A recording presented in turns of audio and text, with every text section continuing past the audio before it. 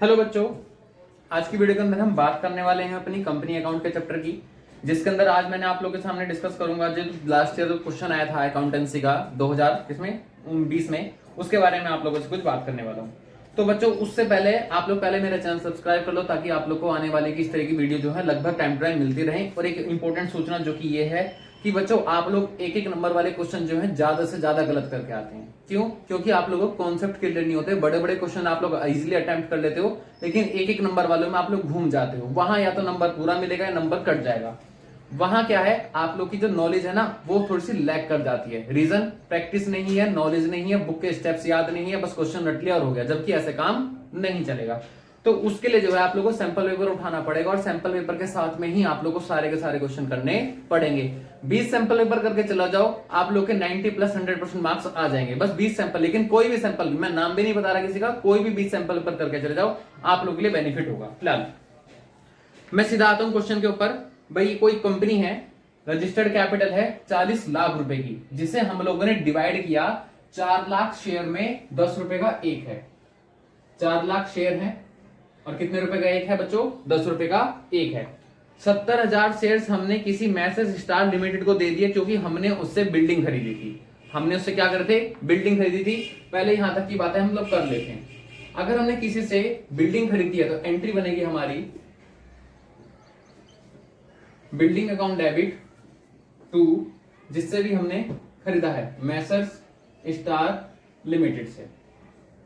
बच्चों एक बात और, बहुत सारे बच्चे जो मैं ट्यूशन पढ़ाता हूं उसमें भी पता लगता है कि जो है फॉर्मेट फॉलो नहीं करते हैं। मेरी समझ में नहीं आता फॉर्मेट बनाने में दिक्कत क्या आती है। अरे स्केल से नहीं बनाओ, अरे लाइन से खींच दो। लेकिन नहीं, बच्चे यहाँ पे अपने आप को ज्यादा होशियार समझने लग जाते हैं और लाइन ही नहीं खींच के आते। जबकि आप लोगों को पता होना चाहिए कि सीबीएसई का साफ साफ शब्दों में नोटिफिकेशन था कि अगर कोई बच्चा फॉर्मेट फॉलो नहीं करता है तो उसके 2% सॉरी 25% जो है, यानी कि अगर 8 नंबर का क्वेश्चन है तो 2 नंबर आप लोग के कट जाएंगे सिर्फ फॉर्मेट के, अगर आप लोगों ने नहीं बनाया तो।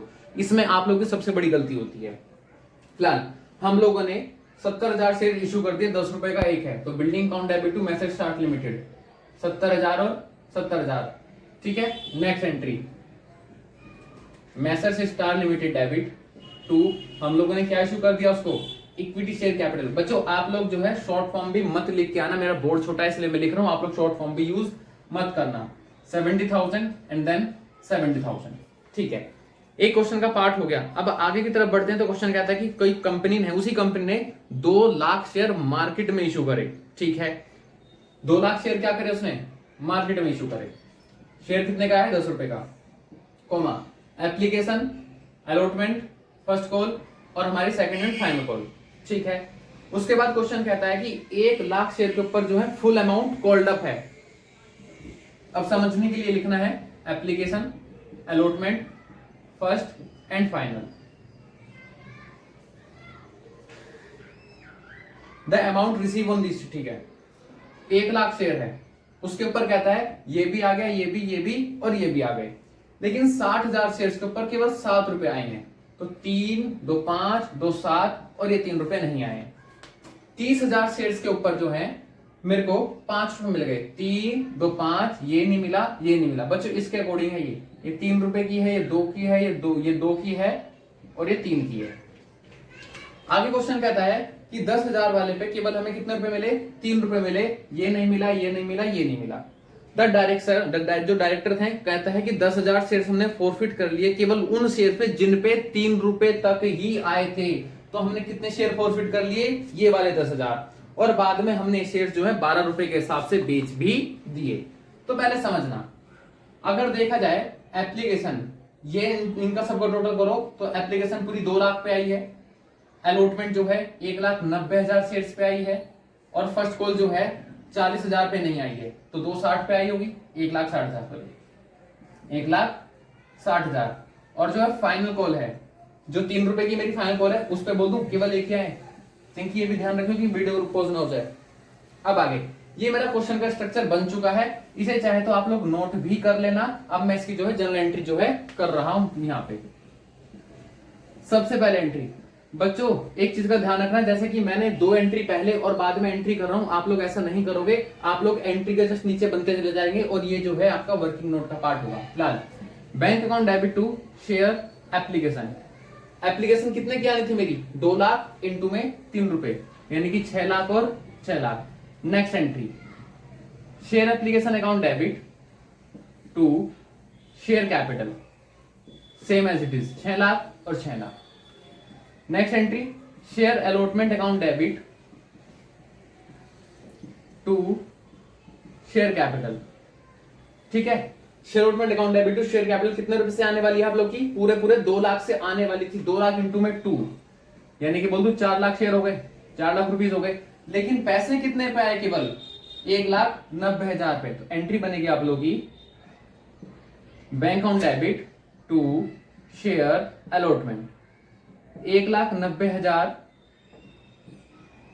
इंटू में 2, यानी कि 3,80,000 रुपए आपके पास आ गए। नेक्स्ट एंट्री बनती है बेटा आप लोगों की फर्स्ट कॉल की। तो share first call account debit to share capital. Question में कहीं कोई प्रीमियम नहीं है, इसलिए मैं सिंपल एंट्री बस पास करता हुआ जा रहा हूं, यहां पे दिक्कत भी नहीं थी। जो समझने वाली बात है सिर्फ इस स्ट्रक्चर को समझने वाली बात थी, बाकी कुछ था ही नहीं क्वेश्चन के अंदर। शेयर फर्स्ट कॉल आने तो अभी भी 2 लाख पे ही है, 2 लाख इंटू में 2, यानी कि 4 लाख और 4 लाख। बैंक में जो एंट्री बनाओगे, bank account debit to share first call, भाई 1,60,000 शेयर्स पे तो पैसे आए, 40,000 पे तो आए नहीं ना, इसने दिया ना इसने दिया, तो कितने, केवल कितने पे आए, 1,60,000। और 1,60,000 एक शेयर की फर्स्ट कॉल कितने का था, 2 का, तो कितना बनेगा आप लोग का, 3,20,000। ये मेरी एंट्री होगी। ऐसे मैं अपनी फाइनल कॉल की एंट्री अभी आप लोगों के सामने बनाकर बताने वाला हूं। बच्चों मैं रफ कर रहा हूं, आप लोग चाहे तो इसे नोट कर सकते हो मेरी वीडियो पॉज करके। और एक क्वेश्चन आपका और वाला है, ध्यान रखना बच्चों, ठीक है। अब यहां पे एंट्री बनेगी शेयर फाइनल कॉल की, share final call account debit to share capital. ठीक है, अभी भी मैंने एक भी शेयर फॉरफिट नहीं करा, तो 2 लाख इंटू में 3, यानी कि 6 लाख रुपए मेरे पास आने चाहिए थे। बच्चों पेपर में आप लोग ऐसे इंटू करके या ऐसे करके नहीं लिख के आओगे, सीधा सीधा जो फाइनल अमाउंट निकल कर आती है आप उसी फाइनल अकाउंट को जो है फाइनल अमाउंट को फाइनल करोगे। फिलहाल नेक्स्ट एंट्री बनेगी bank account debit to share final call. ठीक है, अब यहां पे केवल कितने शेयर से पैसे आए, 1 लाख इंटू में 3 लाख और 3 लाख। एक बच्चे का क्वेश्चन मन में उठा और उसने पूछा सर जो पैसे कोई पर्सन नहीं देता उसे तो हम कॉल्स इन एरियर लिखते हैं। तो बच्चों आप लोगों ने बिल्कुल सही बोला, उसे कॉल्स इन एरियर ही बोलते हैं, लेकिन हम उसकी entry calls in arrear entry पास करके भी एंट्री पास कर सकते हैं और उसके बिना भी हम एंट्री पास कर सकते हैं। क्या सर कॉल्स इन एडवांस के साथ भी ऐसा हो सकता है? तो बच्चों नहीं, कॉल्स इन एडवांस मेरी लायबिलिटी होती है, उसे मुझे यहाँ पे शो करना पड़ता है क्योंकि उसके मेरे पास पैसे आते हैं, उसके दोनों इफेक्ट आते हैं। ठीक है, अब यहां तक हो गया। अब मैं सीधा सीधा फॉरफिट की एंट्री पास करके चलता हूं। और मैंने शेयर फॉरफिट कौन से करे थे, सिर्फ एंड वाले 10 वाले। Share capital account debit to share forfeited. अब वो 10,000 शेयर्स पे मैंने मांग कितने लिए थे पैसे, पूरे एंड तक बोल दू फाइनल कॉल तक मांगा था। ठीक है, टू शेयर क्या क्या नहीं आया मेरे पास में, अलॉटमेंट नहीं आई, बेटा रुक जाए एक मिनट, टू फर्स्ट कॉल नहीं आई और मेरे पास बच्चों फाइनल कॉल नहीं आई। फॉरफिट केवल एप्लीकेशन ही तो आई थी उनके ऊपर, तो 10,000 इंटू में 3 रुपए आ गए थे तो इसलिए फॉरफिट करा। और कितने कितने नहीं आए, अलॉटमेंट 2 की नहीं आई, ये 3 की नहीं, ये भी 2 की थी मेरी, ये भी नहीं आई, और फाइनल कॉल भी बच्चों मेरी 3 रुपए की नहीं आई। ये वो पैसा है जो मुझे रिसीव नहीं हुआ और ये वो पैसा है जो मुझे रिसीव हो चुका है। अब हम इसके बाद करेंगे अपनी रीशू की एंट्री। चलो रीशू की एंट्री में यही कर देता हूं, bank account debit to share capital. बच्चों मैंने 10 के 10,000 शेयर जो है रीशू कर दिए 12 रुपए में, जबकि आप लोगों को पता है कि शेयर की वैल्यू कितने रुपए की थी, 10 रुपए की, और 2 रुपए का बोल दो मेरा एक्स्ट्रा हो गया। और उस एक्स्ट्रा अमाउंट को क्या बोलते हैं हम लोग, सिक्योरिटी प्रीमियम। सर क्या सिक्योरिटी प्रीमियम रिजर्व अलग होता है? तो बच्चों नहीं, आप इसका नाम सिक्योरिटी प्रीमियम या फिर सिक्योरिटी प्रीमियम रिजर्व सब कुछ लिख सकते हो, कोई दिक्कत नहीं है। ये हो गई बच्चों। अब हमारे यहाँ पे रीशू के टाइम पे नुकसान कितने रुपए का हुआ, 0, क्योंकि 10 रुपए का शेयर था और बेचा कितने में, 12 में, तो 2 का फायदा ही हुआ है, नुकसान नहीं हुआ। सर कैपिटल रिजर्व की अमाउंट, बच्चों ये वाला जो फायदा है ना आप लोग का, शेयर प्रॉफिट जितने हमें मिल गए थे हमारा फायदा है।